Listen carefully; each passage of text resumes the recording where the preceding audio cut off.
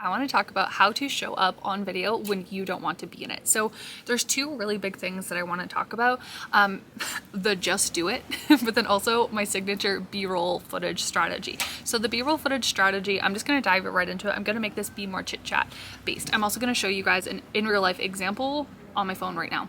So what I've always told my clients, because I do a lot of done for you work with my clients when it comes to social media management, when it comes to doing ads, all of the good stuff. And one of the biggest problems I've had is a lot of my clients just didn't want to be, they either number one, didn't have the time to be on social media, or number two, they just didn't want their face to be in the videos, which is very interesting to me working with businesses who want to grow. So of course I didn't come prepared. I'm trying to find the album as I'm talking and I cannot multitask, but one of the things that I just want to take the time to say that I feel like doesn't get talked about enough is there are some sacrifices, and this kind of goes back, I'm going to go back and forth between the just do it and then also the B-roll photo strategy because it's really important if I can multitask and do this. But one of the things that just really frustrates me for other women is like, if your business 10 times the amount of people that would be positively impacted by your work is tremendous. And that reason alone is what has forced me to show up even when I don't feel like it. Even, the older I get, I feel like I have more stubborn weight and I don't look as useful as I did. There's a lot of different reasons why I wouldn't want to show up on social, or if I'm having a bad hair day, I have crazy curls. They're always crazy. And I love that for me. And also acknowledging that I know the people that are for me care less about what I look and more about what I have to say. That goes for the same for a lot of women who come to me asking for content strategies and asking for support with their marketing, and they're like, I don't know which direction to go in, and this is what I have to tell you. It's these little things, it's like the literally lies from the devil of things that we are told that are not true to keep us small, because it's easier to stay small. There's a lot more control than to put more content out there and be ridiculed or to be criticized by the way that we look or what we're saying. And so in a lot of ways it is a mechanism to play small. I always tell my clients when it comes to marketing and business problems, it's rarely about business and rarely about marketing problems and more of the psychology. So if you didn't know, I've actually studied psychology for the last 5 years at my local college and university, and it's been so beautiful. I've also self-studied a lot, but worked alongside a ton of doctors and psychologists over the years as well, and I've just picked up on a lot. But that is so true. It is your nervous system can only handle what it can handle in the work that you've done. And so anyhow, I just want to take the time to recognize and say it out loud is you playing small is not serving anyone, not yourself, and not the potential clients that you can severely impact. I work with a lot of women who help people in significant ways.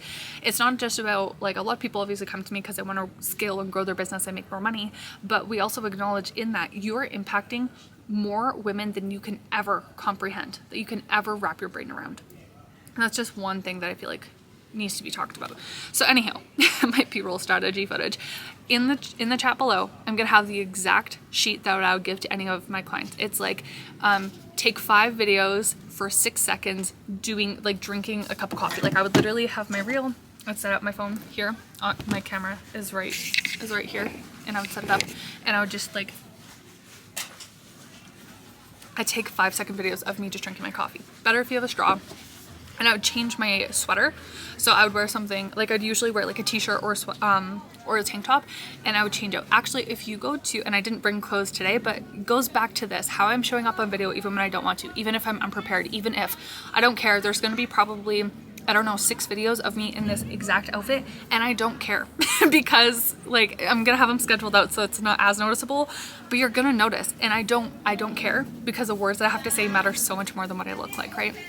Anyhow, I'm going to have the actual document below so you guys can make a copy and go through it. But this is a good starting point so that when there is a real trend or a TikTok trend, you have a piece of content where you can immediately post. You don't have to wait until you feel like you're in the mood. So what I tell my clients is get your hair and makeup done. Get ready. Get cute clothes. I love thrifting. If you don't know a dang thing about me, I love thrifting. I don't care how big my business gets. I don't care about any of that. I will always do thrifting. Okay, I've talked way too much and I'm how do I find the album that I'm trying to find? Okay, so I literally have one. It's called Social Media, and in here it's everything from smoothies and coffees and just all of the craziness that you can think of. This is just Yeah, like everything that you can think of. It's just like social media content. So I can put any of this stuff up. It is stuff that we do on a regular basis. Like I have lots of coffee, lots of food, at my in-laws for horses, read my Bible, all of this stuff. This is just stuff that lives in here. Actually, I'm at the beach right now. This is one of our favorite spots to be. And I would come here twice a month and just have a bunch of different outfits, take a lot of content, and I'd let my kids just run feral and play. I also have really bad social anxiety, so I love to come busy. Like the places that we love, like the beach, are obviously busy. We like to come in the morning so it's a little bit cooler when there's not a ton of people. Like, so I come on the off season so I can do this type of stuff while my kids run feral, because I also homeschool my kids, and it's just like my motherhood hack. And the reason I share that is because I have heard from people all the time like, oh, but I have my kids all the time. Great, do something with them. I've taken a lot of content with me at the park with my kids, but I don't like to show their face. Like, yes, here and there you'll see their face occasionally. Like, it's not completely, I'm not like 100% trying to avoid it, but I don't want them in the majority. I do not want to become a mom vlogger or anything like that. And anyhow, so it's just like whatever excuses that you have, I would 100%, and I say this with love, write them down and understand why. So for me, a big part of like, oh, well, I have my kids around. I'm like, oh, that it's so easy as a mom to just use your kids as a scapegoat, as an excuse. And I say that as a mom who had 4 kids under 4, like, I get it. There's a time and a place of like, yeah, my boundary is this because of XYZ. Maybe your boundary is like, I will not have my kids in my content at all. Great. Keep that boundary and honor it, but make time in other ways. One thing that I used to do is I used to do all of my content in the evening. However, the content was terrible. I grew my first TikTok to over 30,000 followers in less than 60 days. It was great. Loved that. Live, laugh, love that. Love that for me. But it was terrible because I was doing it all at like 10 o'clock at night, but it worked, right? Anyhow, I'm going off on a tangent. How to show up on video when you don't want to is, number one, utilize the B-roll footage so your actual face doesn't have to be in it, but you can tell that it's you. That one helped a lot.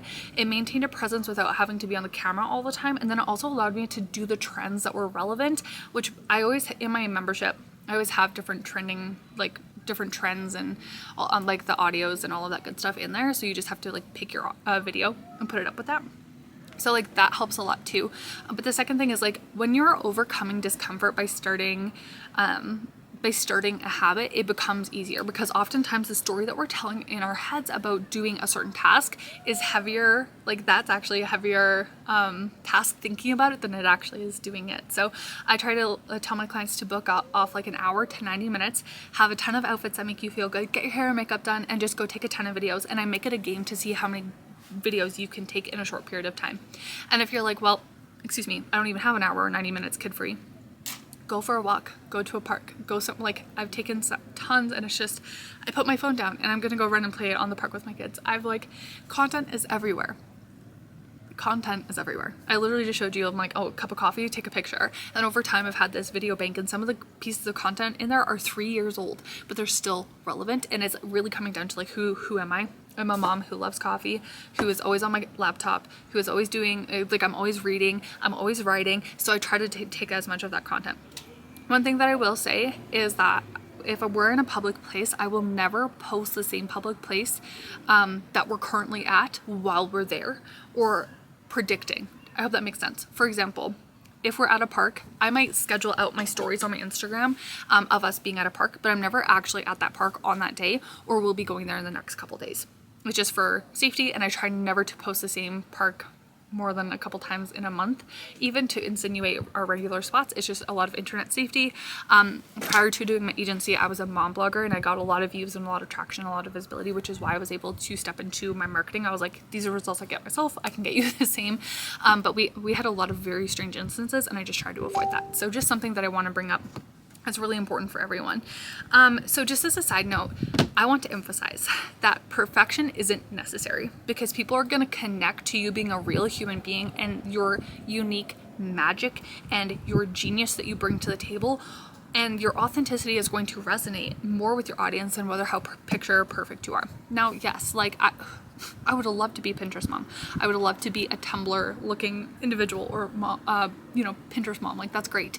But people want to connect with the real you, and never discredit that. Do not discount that. It is so impactful. It is so profound. And I feel like, especially in this day and age, people are looking for the real ones. They don't care about how perfect you look. Yes, I said get your hair and makeup done and have outfits that make you look good, but it's more so that you're comfortable showing up on camera. one of my biggest regrets is not showing up on camera when I was struggling with weight influxes. There was a really big life event that happened for me, and I remember in 1 month, and it wasn't even from like binge eating or anything like that, but I had gained, I'm not even kidding, 15-20 pounds in 1 month just due to stress, and it has taken so long for me to lose the weight. And I remember being so uncomfortable showing up on socials because I was always a pretty like athletic type of body, and that was a really hard thing for me. And I had to realize, like, am I really gonna let some stubborn extra weight dictate me showing up on social media and helping change people's lives? And not in like a savior complex, but like genuinely, I try to put out as much high quality content as I humanly can for the better good of other individuals, and like share my expertise so that you can better share your expertise. And so that was a hard conversation I had to have. Is that something I'm willing to affect the legacy I'm leaving behind, or the impact I can have on people? And at the end of the day, it was no, I'm not willing to do that. So that was a hard conversation I had to have with myself. And so I really would love for you to like actually physically write down all of the reasons why you feel like you can't. And it's not to dismiss it and be like, okay, great, those are your excuses, burn it. No, I like to actually look at it like, what's the psychology behind it? Why do you feel the way that you feel when it comes to like not being able to show up, not being able to do XYZ? And I do this in every area. I actually have an exercise below. It's called the Deep Fear Inventory. I will actually put it below, and it goes through like, if you want this goal, what are all the reasons why you'd resent the goal or fear the goal or like having it? For example, if you want $1 million business, you'd write down all of the reasons why you'd fear and resent it. Possibly like, I'd never have time with my kids. The taxes would be so high. I would have a whole team I'd have to manage. I wouldn't have a life. Like, you'd put on all of the reasons why you possibly could fear or resent it, and you find solutions for it. So that all of a sudden that goal that you so badly want, there's an entire list of reasons why your brain is telling you it's not safe to have it, and you can actually go through and find solutions. So I'll put that exercise below too, actually, because I think that'd be really beneficial. But anyhow, how to show up on video when you don't want to. Use the B-roll footage. Like I said, I'll have all below. Literally just follow it. Literally just follow it. Or the second thing is doing the actual exercise to understand why your brain doesn't feel like it's safe, or the excuses of why you're coming up with it. Because oftentimes, like I said, the thought of doing it is a lot heavier than actually doing it, and it's something that you can build consistently. In a 5-month contract, I'll get my clients to do this 3 times, and we have way more content than we could ever use. But now, for the next several months, they don't need to do anything. They have tons of content. They have a lot more freedom, a lot more time. It's just amazing. So I just want to emphasize, it's not about perfection. Focus on authenticity. People want the real you. And if people are going to care more about how perfect your hair and makeup is, and if you like your body, they're not ideal clients. Okay? I don't care what industry you're in. So that's my TED Talk. I hope you have a beautiful day. I would love if you would subscribe, like. I'd love to see you in other areas. Go ahead and follow me on Instagram. If you have any questions, I actually respond. Like, send me a message. I will voice memo back an actual response that is helpful. And if you're ready for next steps, of course, I have my membership below, all of the good stuff. So, yeah, I hope you have a wonderful day, and I'm so glad you were watched.